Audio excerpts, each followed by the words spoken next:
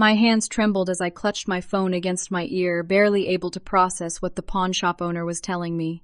My father's Rolex watch, the only thing he had left me when he died, had been pawned without my knowledge. My mother and her new husband had sold it to fund my stepbrother's latest business scheme. I felt like I'd been punched in the stomach. Just as tears started blurring my vision, the pawn shop owner's voice cut through my shock. "There's something hidden inside this watch that your father clearly meant for you to find. You need to come here immediately."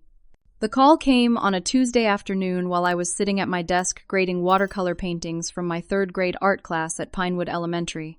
The bright splashes of color from my students' artwork contrasted sharply with the darkness that settled over me as I processed what I'd just heard. "Miss Harding, is everything okay?" asked one of my students who had stayed after class to help clean up. Little Abby, with her pigtails and concerned eyes, seemed to notice my distress immediately. "Everything's fine, Abby," I lied, managing a weak smile. "Just some grown-up stuff. Why don't you head to the cafeteria for lunch? I'll finish up here." After she left, I sat alone in my classroom, still holding my phone like it was a live grenade. Sam Taylor, the owner of Portland Luxury Pawn, had just informed me that someone had brought in my father's Rolex, the vintage Submariner, that had been specifically left to me in his will 8 months ago. "I recognized your name from the inscription right away," Sam had explained. "To my beautiful Maribel, time is precious. Love always, Dad." The watch had been the centerpiece of my inheritance, not because of its monetary value, though it was worth considerably more than my teacher's salary could ever afford, but because it represented my connection to him. My father, James Harding, had worn that watch every day for 20 years. When he died suddenly of a heart attack at 56, that watch became my most treasured possession. "Your mother and her husband came in yesterday," Sam continued. "Said they needed quick cash for an investment opportunity. Something seemed off about the situation, so I told them I needed to verify the watch's authenticity overnight. I'd kept the watch in a small safe in my apartment, taking it out occasionally just to hold it and feel close to my dad again. But last week, my mother had called asking to borrow it. She claimed she wanted to have it professionally cleaned as a surprise gift for me.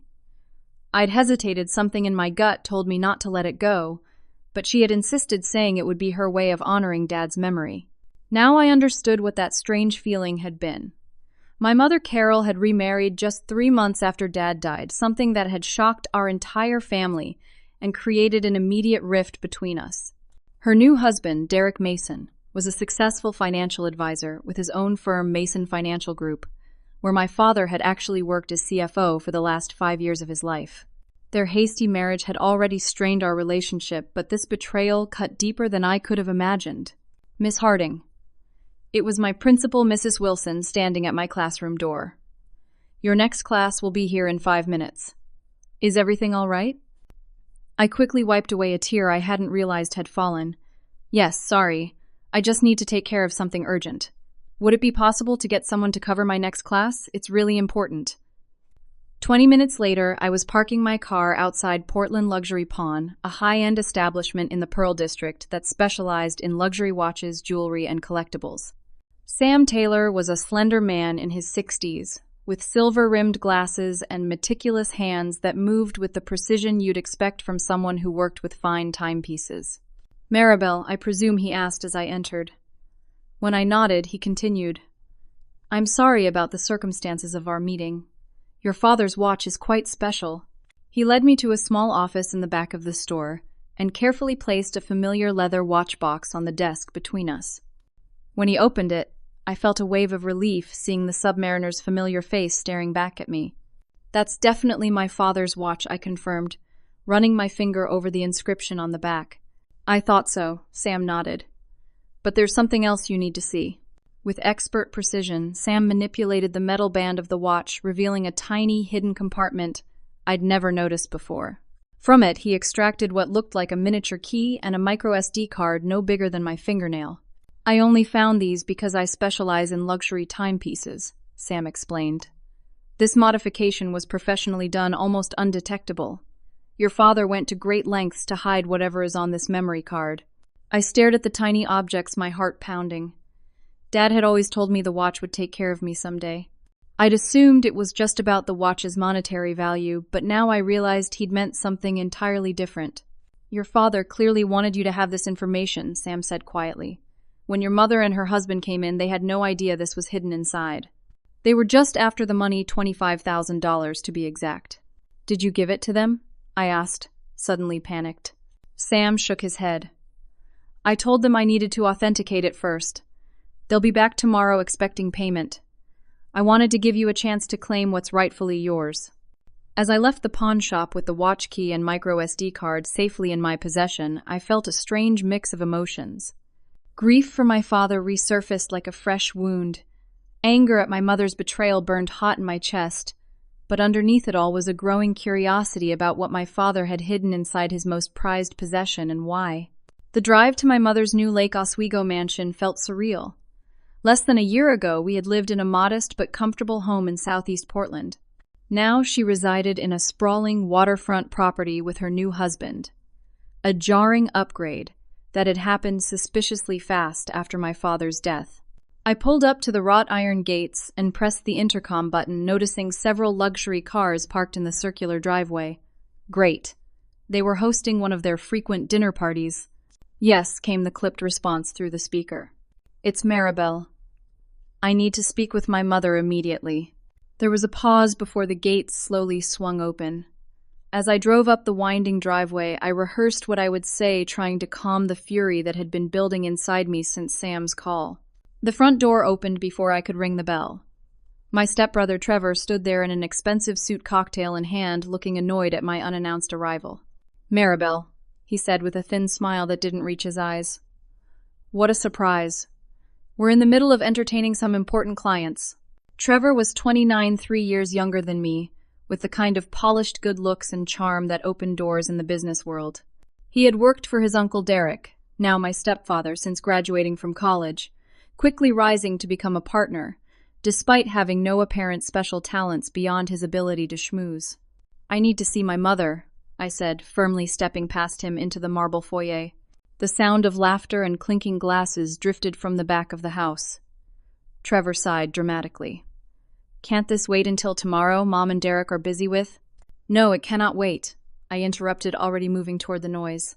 I found them on the back terrace overlooking the lake, about 20 well-dressed guests mingling under string lights, while staff in black and white circulated with trays of hors d'oeuvre. My mother spotted me immediately, her smile faltering as she excused herself from a conversation and hurried over. Maribel, what are you doing here? She hissed, grabbing my elbow and steering me back inside to the kitchen.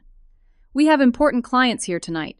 My mother had always been beautiful, but at 54 she looked almost unnaturally youthful, the result of whatever cosmetic procedures her new lifestyle afforded her. She was wearing a designer dress I'd never seen, and diamond earrings that could have paid my rent for a year. You sold Dad's watch, I said flatly, pulling the Rolex from my bag. The watch he left specifically to me in his will, the only thing of his I wanted. Her eyes widened at the sight of the watch. How did you? The pawn shop owner called me, I said. Apparently he recognized my name from the inscription Dad had put there. The inscription on my watch. Derek appeared in the doorway, his tall figure casting a shadow across the kitchen island. At 61, he was elegant, in the way that wealth often grants men as they age, silver-haired, tanned, and impeccably dressed. Is there a problem here? He asked, his voice carrying the practiced calm of someone used to managing difficult situations. There absolutely is, I replied, holding up the watch. You and Mom tried to pawn this for $25,000 without my knowledge or consent. Trevor had followed us into the kitchen, closing the door to shield the dinner guests from our family drama. It's just an old watch, he scoffed, leaning against the counter. Don't be so dramatic. I whirled on him. Just an old watch. This was Dad's prized possession. He specifically left it to me in his will. My mother had the decency to look ashamed, but Derek merely looked annoyed. Carol mentioned you weren't using it, Derek said smoothly. It seemed a waste to let such a valuable asset sit in a drawer when it could be put to productive use. Productive use, I repeated incredulously. And what exactly was so important that you needed to steal from me? My mother placed her hand on my arm, her eyes pleading. Sweetheart, we didn't think of it as stealing. Trevor has an incredible investment opportunity, but he needed seed money quickly. Trevor puffed up importantly. It's a tech startup that's going to revolutionize financial services for millennials. The initial investors are going to make a fortune, so you decided to fund it with my inheritance. I was practically shouting now. We were going to replace it, my mother said weakly. With what? When I demanded. The three of them exchanged glances, and I knew immediately there had never been any plan to return or replace the watch.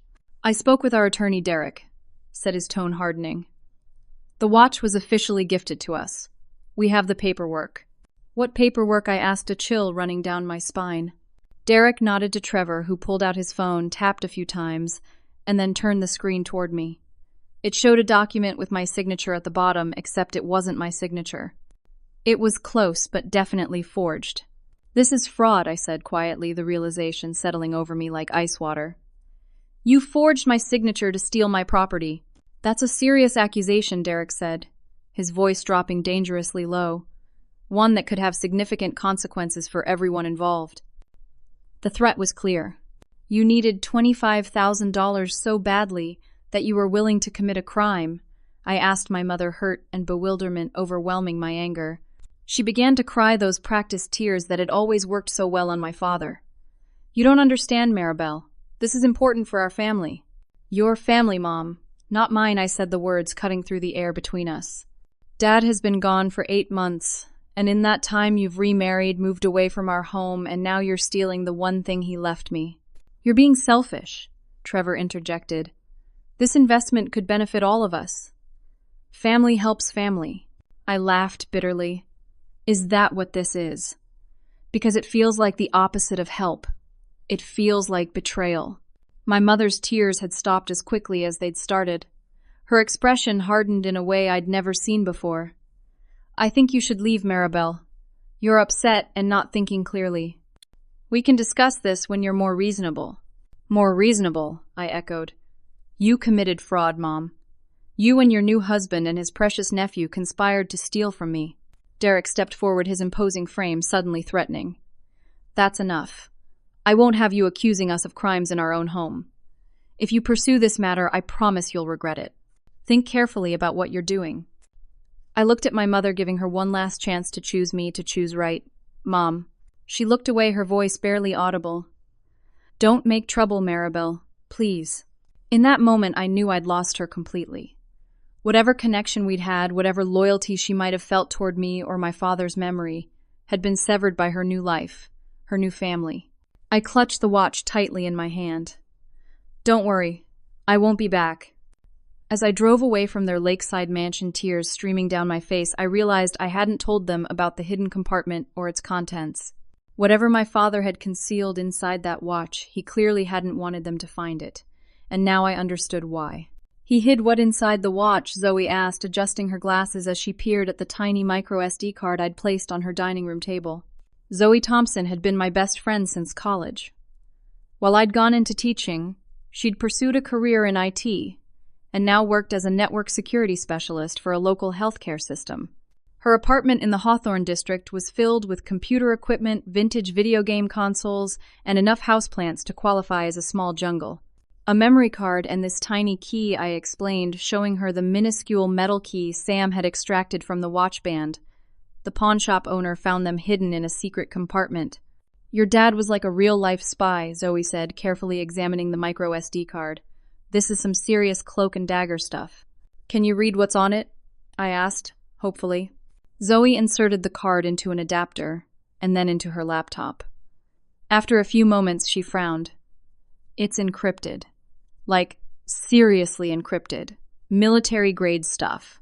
Can you crack it? I asked. She shook her head. This is beyond my skill set. We need someone with specialized knowledge in data recovery and encryption. Do you know anyone? Actually, I do, Zoe said, reaching for her phone. Ben Williams. He does freelance cybersecurity work. He helped recover data from a corrupted server at work last year. The guy's a genius. An hour later, we were sitting in a small office above a coffee shop in the Pearl District. Ben Williams was younger than I expected, probably in his mid-20s, with tousled brown hair and bright, intelligent eyes that lit up when Zoe explained our situation.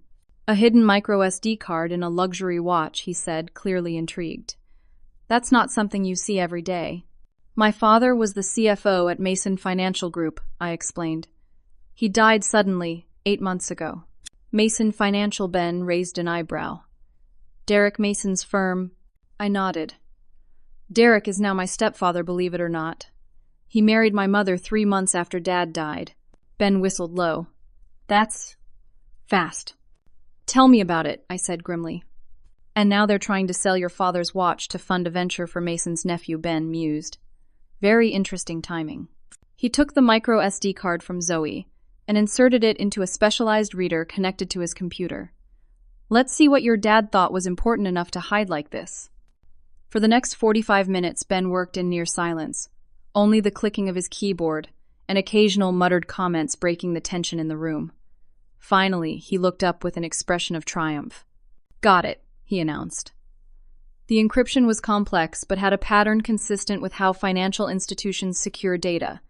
Your father knew what he was doing. What's on it? I asked, leaning forward.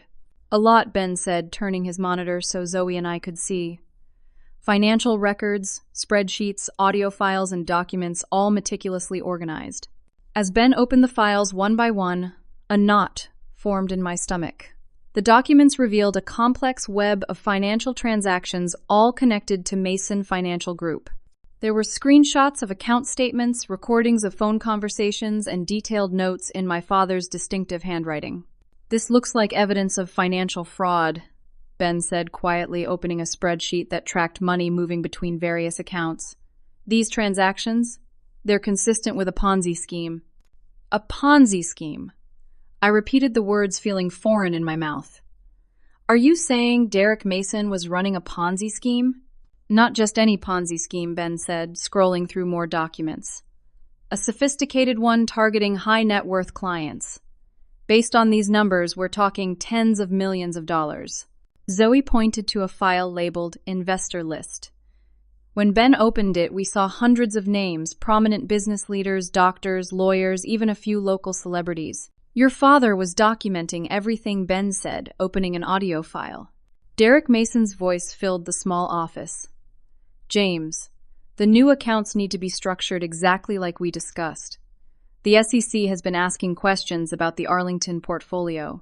My father's voice responded, Derek, I've been looking at these numbers and they don't add up. The returns we're reporting to clients aren't matching our actual holdings. That's not your concern, Derek snapped.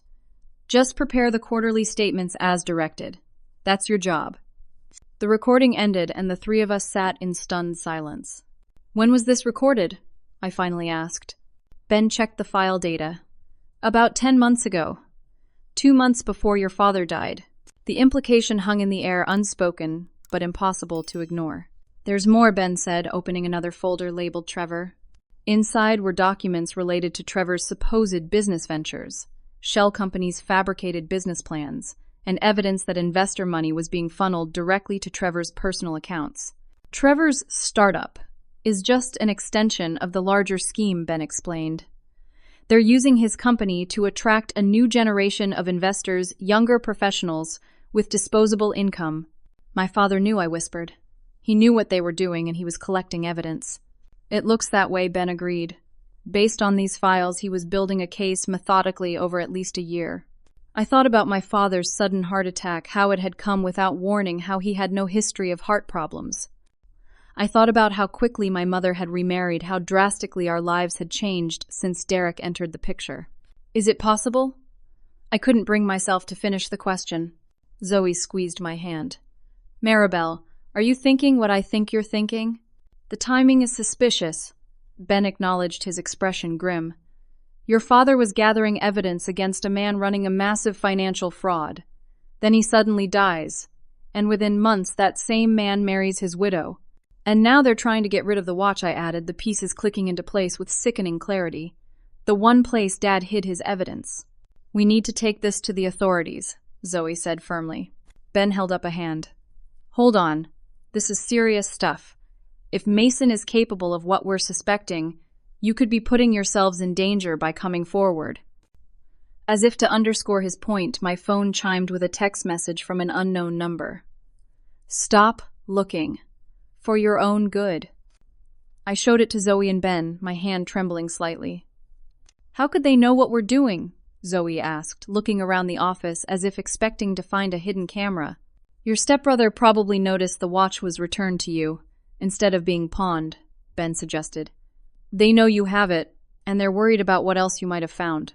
What should I do? I asked suddenly, feeling very small and vulnerable. Make copies of everything Ben advised, already typing rapidly.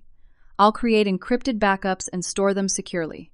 Then we need to figure out who to trust with this information. As Ben worked, I stared at my father's watch now, seeing it in an entirely new light. It wasn't just a memento or an inheritance, it was his final act of protection, his way of ensuring the truth would eventually come out. Dad knew, I said softly. He knew something might happen to him, so he left me the key to unraveling it all. What I didn't yet understand was how deep the conspiracy went, or how dangerous the people involved would prove to be. The threats started subtly. First, it was just the text message from an unknown number. Then came the hang-up calls in the middle of the night. I tried to maintain my normal routine, teaching my art classes, and pretending everything was fine, but a constant sense of being watched followed me everywhere. 3 days after our meeting with Ben, I returned home from school to find my apartment door slightly ajar. I froze in the hallway, keys clutched in my hand like a weapon. I should have called the police immediately, but curiosity and anger propelled me forward. Inside, my apartment had been methodically searched. Nothing was broken or vandalized. This wasn't a typical burglary. Drawers were pulled out and contents examined, but everything was placed back nearly as it had been. Only someone who lived there would notice the slight differences in how things were arranged. My laptop was still on my desk, my TV still mounted on the wall. Nothing appeared to be missing. Nothing except my sense of safety. I called Zoe in a panic. Someone was in my apartment. They searched everything. Are you okay? Did you call the police? She asked immediately. I'm fine, and no, I haven't called them yet, I admitted. What would I tell them? Nothing was taken. There's no sign of forced entry. Maribel, this is serious. They're looking for the watch and the memory card. I know, I said, clutching the watch that I'd taken to carrying with me at all times. I'm scared, Zoe. Pack a bag, she said firmly. You're staying with me until we figure this out. The next morning, as I was walking from my car to the school building, I noticed a black SUV with tinted windows parked across the street. When I stopped to look more closely, the engine started and the vehicle slowly pulled away. Inside the school, I tried to focus on my students, but my mind kept drifting to the growing danger surrounding me. During my lunch break, I jumped when Principal Amanda Parker touched my shoulder in the faculty lounge. Maribel, are you all right? She asked, her concern evident. You seem distracted today. Amanda had been a supportive boss and mentor since I'd started teaching at Pinewood 5 years ago. In her late 40s, with a kind face and no-nonsense attitude, she was the type of administrator teachers dreamed of working for. I'm dealing with some personal issues, I said vaguely. Anything I can help with, she offered. I hesitated, then shook my head. I don't think so, but thank you. The school day was nearly over when the office secretary called my classroom. Maribel, there's someone here insisting on seeing you. He says he's your brother. My heart dropped. I don't have a brother. Did he give a name? Trevor Mason. He says it's a family emergency. I glanced at my class of 4th graders working on their clay sculptures. I'll be right there. Can you ask Mrs. Davis to watch my class for a few minutes? When I reached the front office, Trevor was pacing impatiently, looking out of place in his expensive suit, amid the colorful bulletin boards and children's artwork. What are you doing here? I demanded, quietly, acutely aware of the staff within earshot. We need to talk, he said, his usual smug demeanor replaced by genuine agitation. It's important. I'm teaching. This is my workplace. This can't wait, he insisted, grabbing my arm. I yanked away from his grip. Don't touch me. Is everything okay? Maribel Amanda had appeared beside us, her eyes narrowed at Trevor. Everything's fine, Trevor said dismissively. This is a private family matter. This is a school, Amanda replied firmly, and Maribel is in the middle of teaching. Whatever your family matter is, it can be discussed after school hours or in an appropriate setting. Trevor's face flushed with anger. Do you have any idea who I am? I don't care if you're the President of the United States, Amanda said calmly. This is my school, and you're creating a disturbance. You can wait outside until dismissal, or you can leave and contact Maribel through proper channels later. For a tense moment, I thought Trevor might make a scene, but instead he straightened his tie and smiled thinly. Fine. But this isn't over, Maribel. Not by a long shot. You need to return what belongs to the family. After he left, Amanda turned to me. Are you okay? Do you need to call the police? No, I said, though I wasn't sure if that was true. He's my stepbrother. We're having a disagreement over an inheritance issue. Amanda studied me for a moment. If you ever feel unsafe, please tell me. We can arrange for security escorts or other measures. Thank you, I said, genuinely touched by her concern. That evening, Zoe and I received a disturbing call from Ben. He'd been hit by a car while crossing the street outside his office, a black SUV that had sped away without stopping. The doctors say I got lucky, he told us from his hospital bed, his leg in a cast and his face bruised.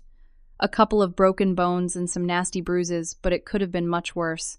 This wasn't an accident, I said, the realization making me feel physically ill. I don't think so either, Ben agreed grimly. It happened right after I made contact with someone at the SEC about the files. The SEC, I asked, surprised. Ben nodded. I have a colleague who works there. I wanted to get his advice on the best way to present the evidence. I was careful not to mention any names, but somehow they knew. They're watching all of us, Zoe whispered. Later that night, unable to sleep on Zoe's couch, I found myself researching Derek Mason and his relationship with my mother. What I discovered made my blood run cold.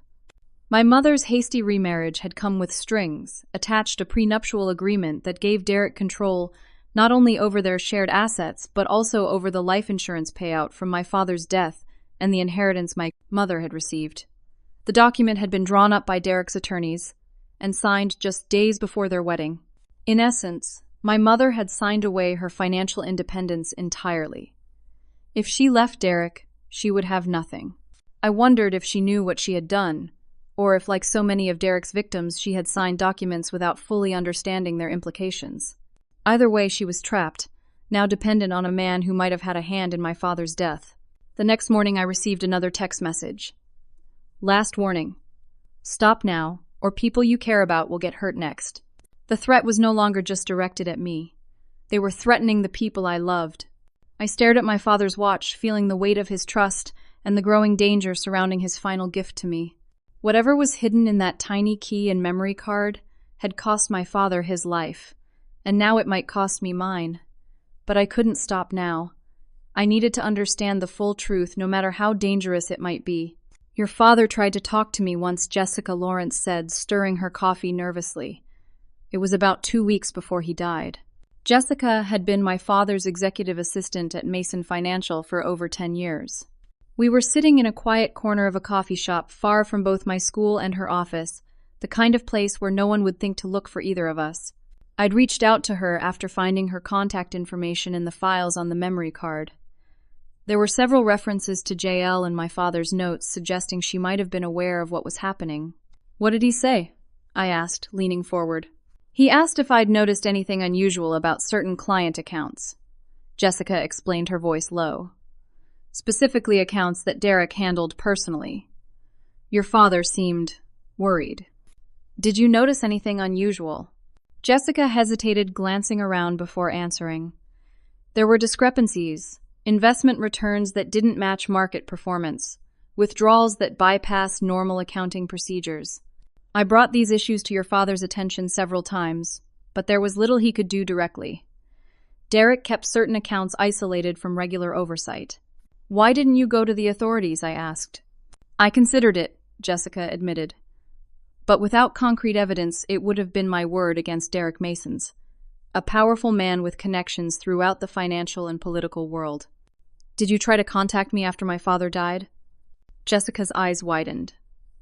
Yes, I did. How did you know? Just a hunch, I said, though it was more than that. Ben had found an unsent email to me in my father's drafts folder mentioning that Jessica might reach out. I came to the funeral reception, Jessica explained. I wanted to give you a letter your father had left with me just in case, he said. But Derek intercepted me. He said he was handling all of James's affairs now and took the envelope. I tried calling you several times afterward, but your number had been changed. That surprised me. My number was never changed. Jessica frowned. Derek told me you'd changed your number after your father's death. He gave me a new one, but whenever I called it went straight to voicemail. Another piece of the puzzle clicked into place. Derek had deliberately prevented Jessica from contacting me, probably giving her a fake number. What was in the letter, I asked. I don't know. Your father sealed it, Jessica said. But afterward, when I started asking questions about client accounts, I was demoted. My access to financial records was restricted, and eventually I was moved to a different department entirely. Are you willing to help me now? I asked. I have evidence. Solid evidence of what Derek and Trevor have been doing. Jessica took a deep breath. Yes, for your father's sake. He was a good man caught in a bad situation. He tried to do the right thing. With Jessica's help, I was able to connect with Ethan Cooper, a former colleague of my father's, who had left Mason Financial about 2 years earlier. Unlike Jessica, Ethan had managed to escape the toxic environment before becoming too entangled. Now he worked for the Securities and Exchange Commission. We met at his office after hours, Ben joining us via video call from his hospital bed. These records are extensive, Ethan said, examining the files Ben had helped extract from the micro SD card. Your father was thorough. Is it enough to prove fraud? I asked. More than enough, Ethan confirmed. This is a classic Ponzi scheme, but sophisticated enough that it's been able to operate for years without detection. Derek Mason has been using new investor funds to pay returns to existing clients while siphoning off millions for himself and Trevor. What about my father? I asked the question that had been haunting me. Do you think his death? Ethan's expression turned grave. I can't prove anything, but the timing is highly suspicious. Based on these records, your father was preparing to present evidence to the SEC the week he died. He never made it to that meeting, I said quietly. No, he didn't, Ethan agreed. And within 3 months, Derek had married your mother and gained control of your father's assets. There's more, Ben said from the video call. I've been doing some digging into Trevor's background. Did you know he's not actually Derek's son? What? That caught me by surprise. Trevor is Derek's nephew, his sister's son, Ben explained. Derek adopted him after his sister died when Trevor was 8. They keep it quiet, but legally Trevor is Derek's adopted son, not his biological one. That explains the extreme favoritism, I mused. Derek has always treated Trevor more like a protege than a son. The so-called business venture they wanted to fund with your watch, Ethan said. It's just an extension of the larger scheme. They're targeting younger investors now, tech professionals and entrepreneurs who have cash to invest but less financial experience. How many people are involved in this? I asked. Based on these records, the core operation is just Derek and Trevor with a handful of others who may or may not understand what they're participating in, Ethan explained. Your father appears to have been trying to stop it from the inside. So what do we do now? I asked. We build a case, Ethan said firmly. The SEC takes Ponzi schemes very seriously, especially ones of this magnitude, but we need to be careful. Derek Mason is well connected and clearly not above using intimidation tactics. What about the key? I asked, showing him the tiny metal key from the watch. We still don't know what it opens. Ethan examined it carefully. It looks like a safety deposit box key. See this number engraved on it? That's typically a box identifier. Can we find out which bank it belongs to? I have some contacts who can help with that. Ethan nodded. In the meantime, you need to be extremely careful. From what you've told me about the break-in and the threats, they're getting desperate. As if to confirm his warning, my phone buzzed with a message from Zoe. Trevor came by my apartment looking for you. He wasn't alone. The danger was escalating, but so was our case against Derek and Trevor. With Jessica's testimony about the accounting irregularities, my father's meticulously gathered evidence, and Ethan's expertise, we were building something that could bring down the entire scheme. But I couldn't shake the feeling that we were running out of time. If Derek had been willing to hurt Ben just for making inquiries, what would he do when he realized we were actively building a case against him? The tiny safety deposit box key felt heavy in my pocket, the final piece of my father's puzzle waiting to be unlocked. I arrived at my classroom early Monday morning to find shattered glass on the floor and spray paint across my walls. The colorful student artwork had been torn down, and scrawled across my whiteboard in red marker were the words "back off" or else. I stood frozen in the doorway, unable to process the violation of my classroom, my safe space. The custodian found me there, still staring at the destruction. Miss Harding. "Oh my goodness," he gasped. "I'll call security right away." Within minutes, Amanda arrived, putting a protective arm around my shoulders as we surveyed the damage. "This is unacceptable," she said, her voice tight with anger. "I'm calling the police." "I know who did this," I said quietly. "Your stepbrother?" Amanda asked. I nodded. "This is about more than just family disagreements, Amanda. My stepfather and stepbrother are involved in something illegal, and my father was gathering evidence before he died." I hadn't planned to tell her, but standing amid the wreckage of my classroom, seeing how far they were willing to go, I realized I needed more allies.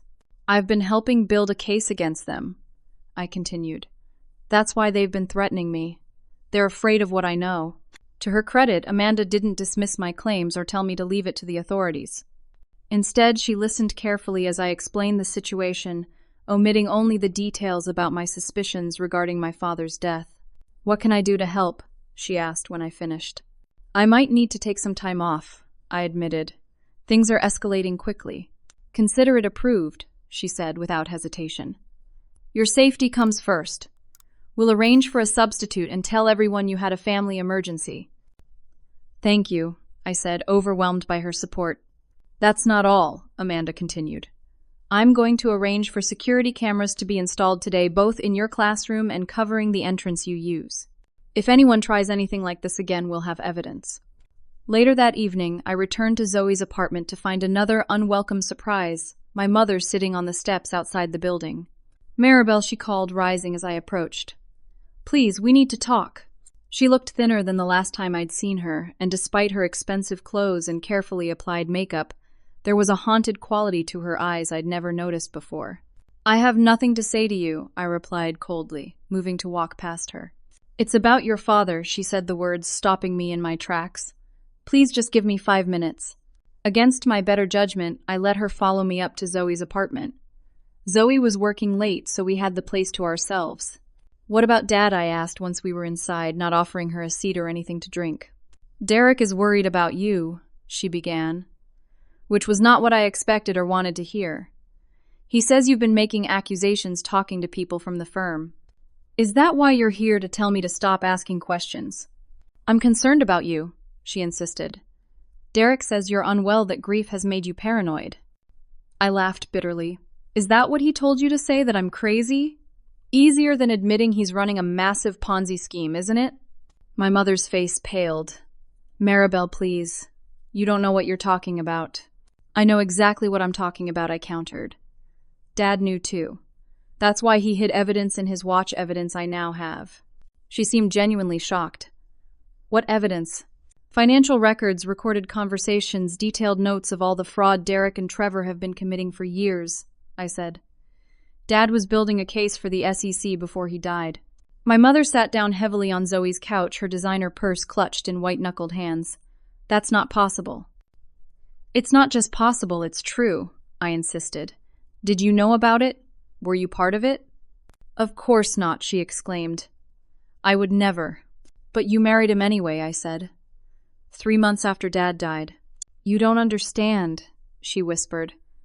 "After your father died, I was lost. Derek was there, he helped with everything. The funeral arrangements, the estate, the insurance." "I bet he did," I said sarcastically. "And then he had you sign a prenuptial agreement that gave him control over all of it." Her head snapped up. "How did you know about that?" "I've been doing my homework, Mom. I know he controls every penny you inherited from Dad. I know you can't leave him without losing everything." Tears filled her eyes. "He said it was just a formality, that it protected both of us." "He lied," I said flatly. "Just like he's been lying to his clients for years. Just like he's probably lying about how Dad died." "What are you saying?" she asked, her voice barely audible. "Dad didn't just happen to have a heart attack right when he was about to expose Derek's fraud," I said, finally voicing my deepest fear. "It's too convenient." My mother stood up, suddenly pacing Zoe's small living room. "No, that's impossible. Derek wouldn't. He couldn't." But I could see doubt creeping into her expression. She stopped pacing and turned to face me. "I need to see this evidence." "Why? So you can tell Derek what I have." "No," she said, her voice stronger than before. "So I can know the truth. Your father was a good man, Maribel. If what you're saying is true. Before she could finish, I noticed her rifling through papers on Zoe's coffee table. What are you doing? I demanded. Nothing, she said, quickly dropping the papers. I need to use the bathroom. As she disappeared down the hall, suspicion bloomed in my chest. I checked Zoe's home office and found the door ajar, though I was certain it had been closed when we arrived. Following a hunch, I quickly checked my bag where I kept my father's watch and the memory card. They were still there, safely tucked away. But my mother's behavior had confirmed what I already suspected. She hadn't come to reconcile. She'd come to search for the evidence. When she returned from the bathroom, I confronted her directly. Did Derek send you here to find the watch? Her guilty expression told me everything. He said he just wanted to talk to you to resolve things peacefully. By having you search my friend's apartment while pretending to reconcile with me, I was shaking with anger now. How could you, Mom? You don't understand what he's like when he's angry, she said, her voice dropping to a whisper. The control, the threats. They're not always just words. That gave me pause. Has he hurt you? Not physically, she said, looking away. But there are other ways to hurt someone. Financial control, isolation, constant monitoring. Then help me stop him, I pleaded. Work with me, not against me. For a moment, I thought she might agree, but then her expression hardened. I can't. I'm sorry, Maribel. I have to go. As she reached the door, she turned back. Be careful. Derek knows people in the police department in city government. He has influence you can't imagine. After she left, I sat alone in Zoe's apartment, more confused than ever about where my mother's loyalties truly lay. Was she a victim or an accomplice? A little of both, perhaps. My phone rang. It was Ethan. We found the bank, he said without preamble. Pacific Trust in downtown Portland. The safety deposit box was registered to your father 8 years ago. Can we access it? With the key and proper identification, yes. I've arranged for us to go first thing tomorrow morning. Just as we were finalizing plans, a news alert popped up on my phone. Local financial advisor Trevor Mason announces revolutionary investment platform for young professionals. The article featured a photo of Trevor at a community fundraiser looking confident and trustworthy as he presented his innovative financial technology solution. The caption mentioned an investor meeting scheduled for the following evening at the Portland Convention Center.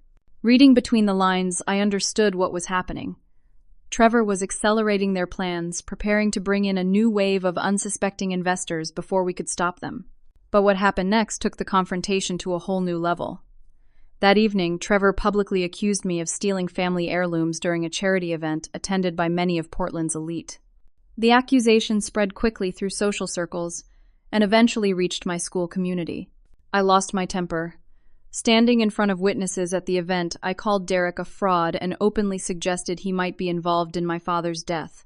The next day, I was served with papers Derek had filed for an emergency restraining order against me, claiming I was mentally unstable and harassing their family due to unresolved grief over my father's death. The restraining order prohibited me from contacting my mother or approaching their home or workplaces. It effectively isolated me from any legitimate avenue to confront them directly. But Derek had miscalculated. By taking legal action against me, he'd only strengthened my resolve and confirmed my suspicions. If he had nothing to hide, why go to such lengths to silence me? The safety deposit box key burned in my pocket as I counted the hours until morning. Whatever my father had left there, I knew it would be the final piece we needed to bring Derek and Trevor to justice. The safety deposit box contained exactly what we needed, and more than I ever expected. Ethan and I stood in the private viewing room at Pacific Trust, staring at the contents spread across the table. Physical bank statements, USB drives, notarized affidavits from former employees, a detailed timeline of suspicious activities at Mason Financial Group, and most damning of all, a sealed envelope addressed to me in my father's handwriting for Maribel, if something happens to me. With trembling hands, I opened it and began to read. My dearest Maribel, if you're reading this, then my fears have been realized. I've discovered something terrible at Mason Financial. Derek and Trevor have been operating a sophisticated investment fraud for years, using new client funds to pay existing investors while skimming millions off the top. I've gathered evidence and am preparing to contact the SEC, but Derek has become increasingly suspicious of me. Yesterday, he suggested I see his personal doctor for what he called concerning symptoms, despite my being in perfect health. If anything happens to me, do not trust Derek Mason. The watch I've always told you would take care of you contains additional evidence and the key to this safety deposit box. In the hidden compartment of the watch band, you'll find everything you need. There is also an offshore account I've established in your name. The coordinates are encrypted on the micro SD card, using your birthday as the password. This money is clean my personal savings and investments from before I joined Mason Financial. It's meant to secure your future, no matter what happens. I love you more than words can say. Be safe, be smart, and know that whatever happens, I tried to do the right thing. All my love, Dad. Tears streamed down my face as I finished reading. My father had known he was in danger. He had prepared for the worst while hoping for the best. This is everything we need, Ethan said, quietly reviewing the other documents. Bank records showing money transfers to offshore accounts, client statements with falsified returns, internal memos discussing how to handle SEC inquiries. What's our next step? I asked, wiping away tears. With this evidence, I can get an official investigation opened immediately, Ethan assured me. But these cases take time, and Derek will have expensive lawyers fighting every step of the way. We don't have time, I said, showing him the news article about Trevor's investor meeting. They're bringing in new victims tonight. Ethan considered this. You're right. We need to stop them now before more people get hurt. With Jessica's help, we tracked down several victims of Derek's scheme people, who had invested heavily and were beginning to suspect something was wrong when they couldn't access their funds. Together, we formulated a plan. That evening, I stood in the back of the Portland Convention Center ballroom wearing a dark wig and glasses as disguise. The room was filled with young professionals, all eager to hear about Trevor's revolutionary investment platform. Trevor took the stage to enthusiastic applause, looking every inch the successful young entrepreneur in his tailored suit. Derek sat in the front row beaming with pride as his protege began his practiced pitch. Financial freedom shouldn't be complicated, Trevor began. Our platform uses proprietary algorithms to identify market opportunities that traditional advisors miss. As he continued his presentation filled with impressive-sounding jargon and promises of above-market returns, I glanced around the room.